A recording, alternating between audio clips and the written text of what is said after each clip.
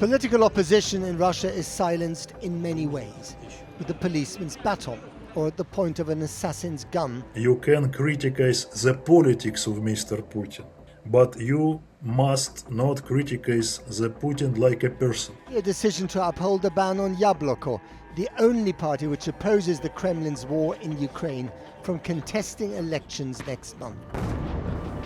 Its chairman, Lev Shlosberg, held his wife's hand as he, in another court, was sentenced to 11 years and 1 month in prison. His crime, sharing a post containing a Daily Mirror front page deemed seditious under Orwellian Russian law. It goes without saying that defying Vladimir Putin is a risky business. You likely end up jailed or dead like Alexei Navalny. The president, perhaps rattled by sliding approval ratings, has been touring the country. The Kremlin is desperate to maintain an air of control. That means for opposition figures like Boris Nadezhdin, life in Russia has simply become too dangerous. You have 1 or 2 days to leave the Russia.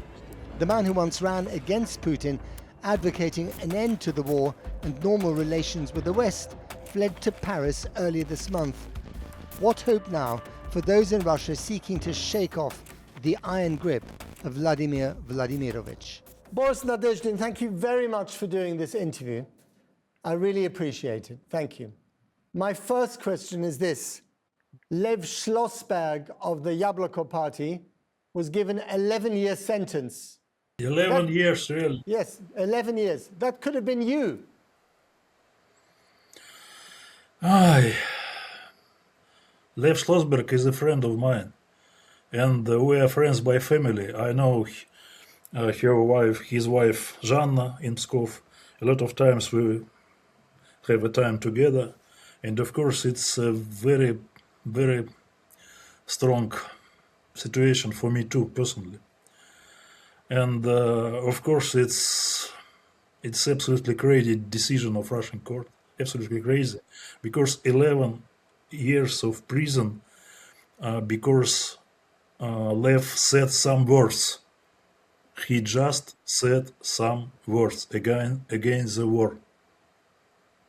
And sometimes, yeah, and of course I write him and his family, I write him in my Telegram channel, and I write to his family that I hope that Lev Shlosberg will be on freedom in not so long time as 11 years. Why do you think you were allowed to leave Russia?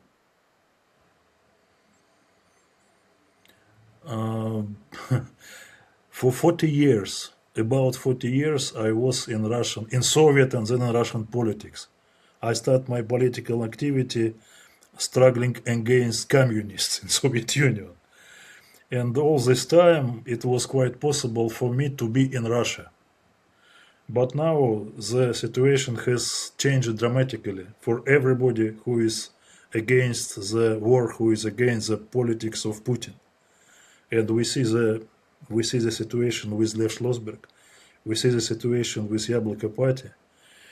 In the last few weeks, I was under the pressure of practically all the governmental security bodies, from Ministry of Justice of Russian Federation, which made me the foreign agent. It's a special term for political opposition in Russia, foreign agent. It doesn't mean that I'm the agent of, for example, British security services, but it means that I just criticize the Putin's politics. And after all, I was convinced in some criminal cases, etc., etc., etc., but it's not really the criminal case, it's just words, it's just my words. And so in this situation, when I was invited to the investigation community, I have decided to exile from Russia because it was a question of my freedom and question of my security.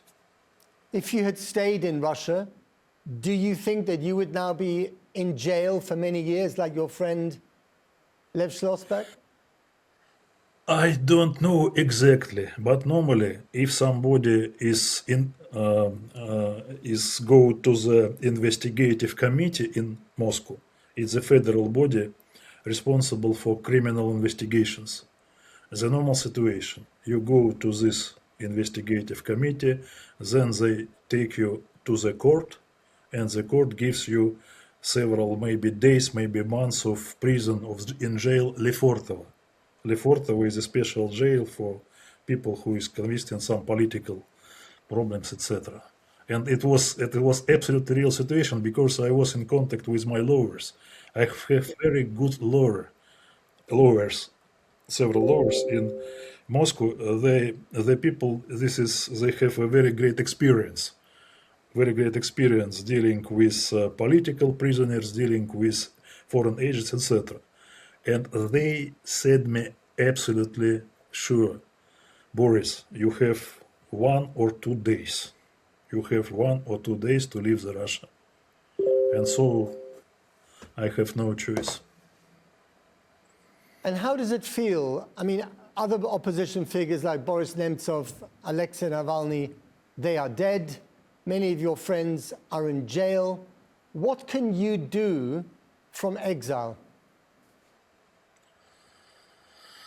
Oh, it's a very, very difficult questions. First of all, I should say that I knew personally Boris Nemtsov and Alexei Navalny. Boris Nemtsov was a friend of mine for many, many years. We worked together. We worked together in Russian government, and we worked together in State Duma. We worked together in the party, Union of Right Forces. It was a Democratic and Liberal Party. Boris was the head of this party, and I was his first deputy. And of course, it was a real danger to be involved in politics. And now, I should say that as I have already said, only 2 good news for me. I am alive and I am free. I don't know exactly what will I do next period of my life, because it was absolutely shocking decision for my family to exile. And now I think that a few weeks or maybe a few months, I have to make my life possible here. I have no home here, I have no money here, etc. It's big problem for my family. And now we discuss this situation. And after this, I will decide about my political activity, because it depends upon a lot of issues. Issue number 1, where will be my family? Where will be my family? Issue number 2, will there be the decision of Russian courts in my cases? I have several cases now. Practically each week I have the court in Moscow about my criminal or administrative violations. And after the situation will be clear about my family, where will be my family? Should I take all my children or I have very old parents,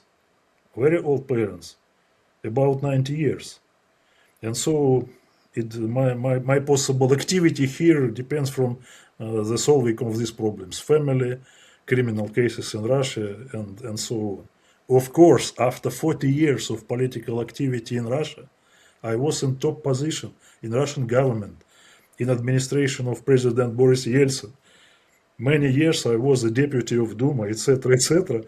And about 20 years I am in a position. I was a candidate for the presidential election in Russia, by the way. And so, after 40 years of my political activity, of course, I want to proceed my political activity. But after solving the problem of my family, after understanding what is with my criminal cases in Russia, and then after understanding, maybe it's not third, but problem number 1. Is it possible to be involved in Russian politics being not in Russia? It is very strong questions, and I don't know. This time I have no answer. Lots of things to juggle. You have been very critical of Russia's war against Ukraine, but you have not been critical of President Putin personally. Yes, never. Is it possible to do one without the other?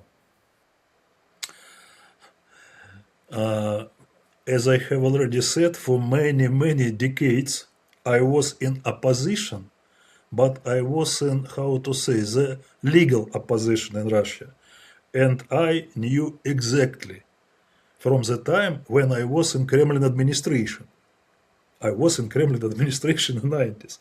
And now I know exactly that now, not now, now red lines changing, of course, but many years it was, there was just two red lines. Red line number one. Of course, you can criticize the politics of Mr. Putin, but you must not criticize the Putin like a person. You should not, you must not say anything about his family, about his character, etc., etc., etc.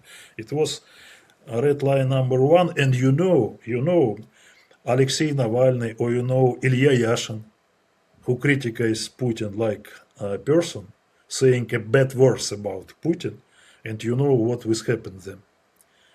And the second red line have no support from foreign governments.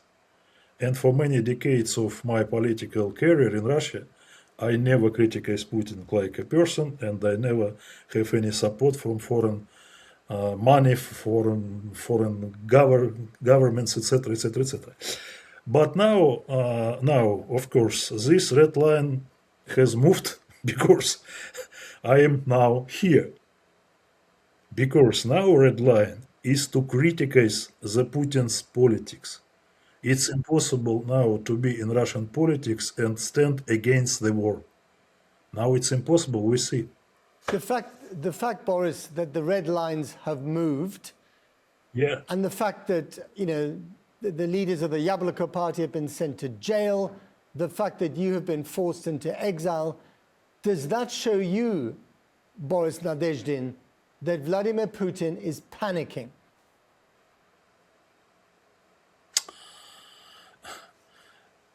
Last time I have drunk a tea with Mr. Putin about 20 years ago. And I had the personal contacts with him when I was one of the leader of party. He was a president, and before, when he was the leader of FSB, etc., I was the advisor. Many times I talk with Mr. Putin. Now I have no contacts with Mr. Putin. I do not know exactly what is in his mind, but I am absolutely sure that at top level bureaucrats around Putin really in panic. Because in panic, and how to say, in Russia we say it, that there exist different Kremlin towers. One tower is security people, siloviki in Russian. Other tower is economy block, Prime Minister Mishustin, head of Central Bank Nabiulina, etc. And other tower of Kremlin is the civil administration, head by Mr. Kiriyenko. I worked with him many years when he was a prime minister. I was his advisor in the Russian government. And all these three parts of Kremlin, of Russian government, are in deep conflict because one of them is responsible for Russian economy, other of them is responsible for the war, and the third is responsible for example, for politics, for results of State Duma elections. And war is a big problem for other towers. And by the way, my life of last several weeks is direct example of big changes of this tower. First, I should be arrested immediately when police take me in police department, but then they change the situation and I was not arrested.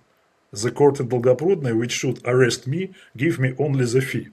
Second, they closed my possibility to leave the Russia in one day. And in a week they disclosed the Russia border for me. So it's but I don't know what is in mind of Mr. Putin now. What about, do you know what might be in the mind of ordinary Russian people? Because we've seen all these Ukrainian attacks on oil refineries, on the wild berries depots. There are queues for petrol all over the country. Are ordinary Russians turning against this war? The answer will be not very clear and simple, I should say. I know exactly what is going on the mind of Russian people for two reasons. First, I am the real politician, and I was a candidate to the State Duma, and I saw maybe a lot of hundreds, maybe thousands of people last few months in many cities of Russia during my campaign. Second, my institute makes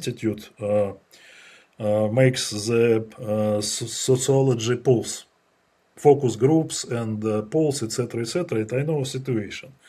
I should say you should understand that if you take 100% of Russian people, 100%, about 50 or about 15 or 20% of people is strongly for Putin and for war. It is mainly the older people, 60 years, 70 years, etc. But we live in a country when the majority of people is rather old. Russia is old country, like a Great Britain, like too. And just 10% of the people, just 10% of the people were strongly against Putin and against war from the beginning of the war. Mainly, they are younger people. The majority of people, 60, maybe 70%, the majority of people absolutely loyal to the government when things is coming very good. And even when the war began, this majority was mainly for the war, because they understand life is good, economy is good, war is something like Putin's idea, and let him go, okay. But now the situation has dramatically changed.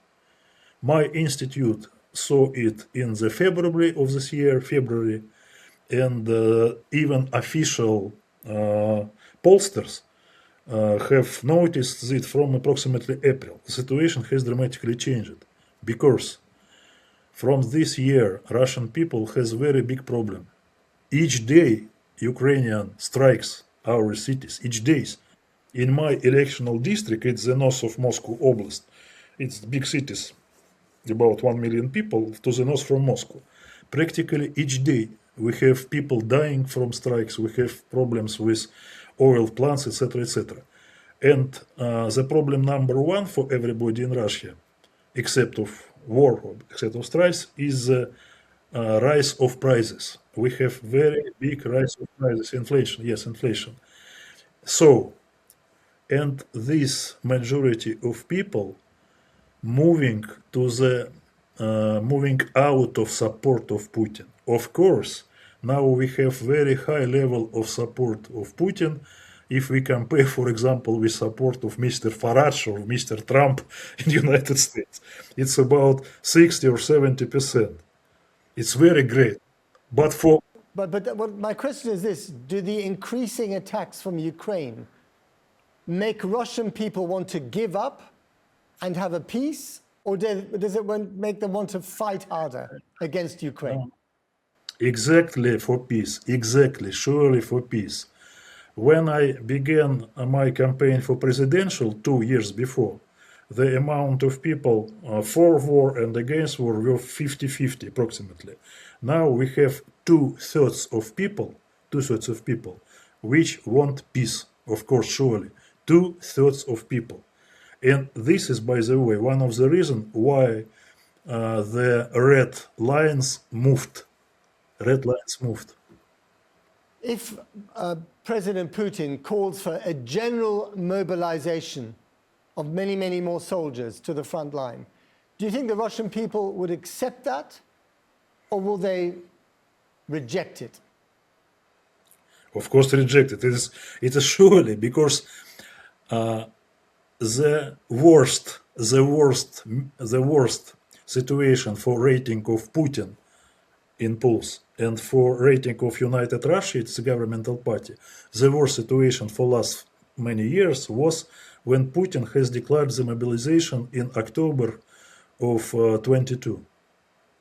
It was, and now his rating is moving down too. And I want you understand, 60 or 70% is the highest rating for democracy. But for autocratic regime, the only good rating is 100%. Better 150. Okay, but Putin can't win this war unless he mobilizes many, many more men, because so many of them are getting killed. Frankly speaking, I don't believe that Putin will receive to make the serious mobilization, because it has no military sense, absolutely military sense, because now we saw quite different war from, for example, World War II. We see now quite different situation where the number of soldiers with automatic guns is not the critical point of war. The critical point of war is the strikes on the home, strikes on the plants, etc., etc. And I see no strong military sense in mobilization. And second, any mobilization is a big problem, big political problem. So I don't believe in very big mobilization. Maybe some efforts will be to pay more for people who want to work for money, etc., etc. Maybe, but big mobilization, hundreds of soldiers, I see no reason for this. But the war is very costly, and he's paying a lot of money to individual soldiers. And when one of your leading bankers pointed out that this was a problem for the economy, he was sacked just in the last few days. So it's having an impact on the economy.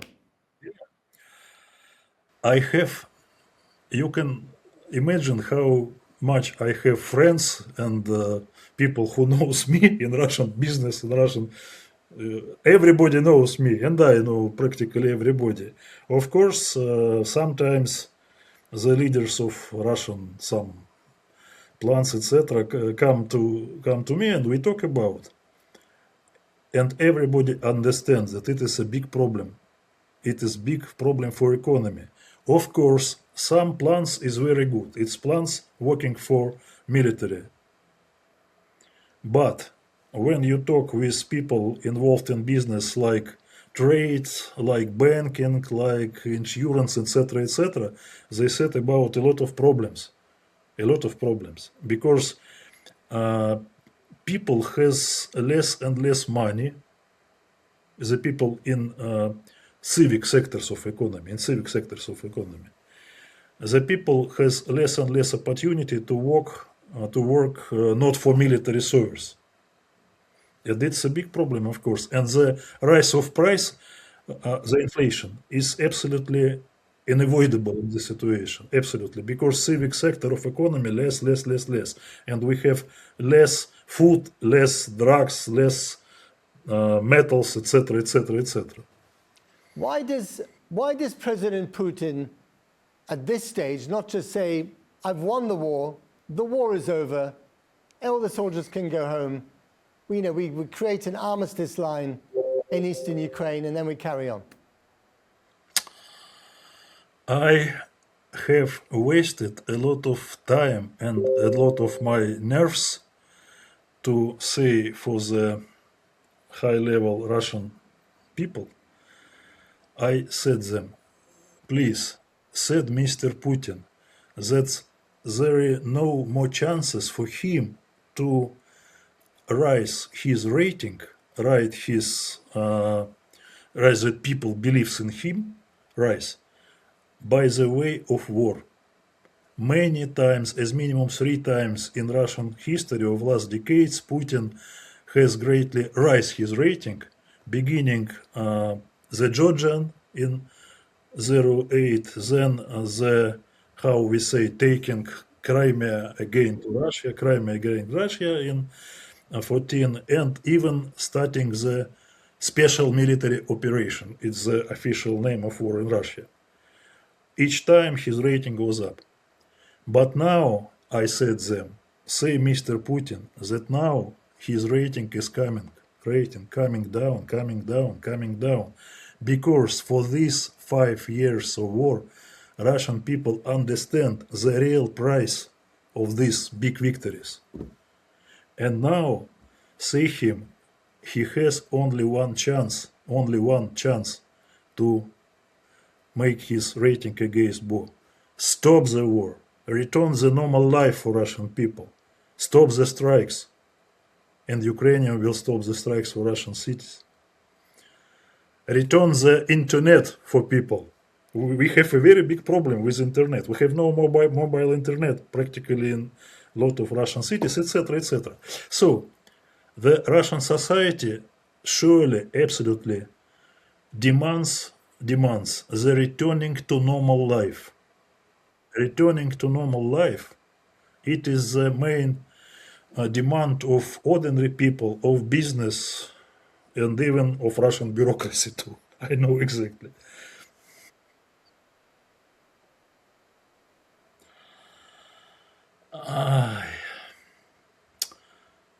I am sure that the autocratic leader has one big advantage in comparison with democratic leaders. He he or she, Mr. Putin, he can do everything. He can do everything. And Russian bureaucracy will support him in any decision. Absolutely. And now I am sure that Mr. Putin has a real chance to change, to reverse the situation. And it would be very good for him and for Russia. Two quick questions at the end. How does this war end, and when does it end? I am not Cassandra. I am not Cassandra. I am a politician. My job is to make the good decision, but not to predict it. In my opinion, the good decision is to stop the war as soon as possible. And I try to make it by my political activity, and now I'll try to say these words for the Russian authorities, etc. Good decision to stop the war. I am absolutely sure that the only way to stop this conflict, the only way, is to freeze the hot war, the hot phase of war, to stop the striking, the mutual strike, Ukraine and Russia. It is absolutely impossible for these generations, for this generation of both politics and people in Russia and Ukraine, absolutely impossible to solve the problem like where will be the border, what with Russian language in Ukraine, etc. It's absolutely impossible. It is the question of next generations. But now we have to stop striking, to stop killing each other. And it is absolutely possible to make very, very fast. Final question. You've been very honest with me in this interview. Are you, Boris Nadezhdin, afraid for your own life speaking out like this? Everybody thinks about his life, I suppose. But now my understanding of my security is much better than when I was taken to investigation committee. I feel myself much better than when I was in police department in the Russian Federation.